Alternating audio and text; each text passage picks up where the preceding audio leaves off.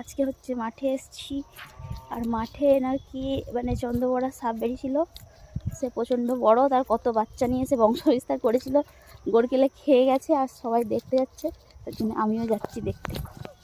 মাথাটা দেখো, এই যে মুখের দিকে এটা তো আছে, বুড়াদের এখানে এত বড়টা দেখেন এবং বড় কত বাচ্চা, হয়নি বাবু, দেখো এই তো অত বড়, এটা কত? না না এটা আসল মুখটা, এই তো এটা মুখ বড় সাপে।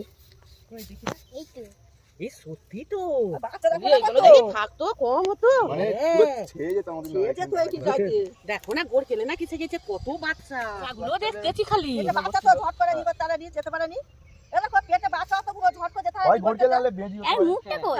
এই তো বেজিগুলো তো মারে মুখটা কত মোটা দেখো না, কত বড়।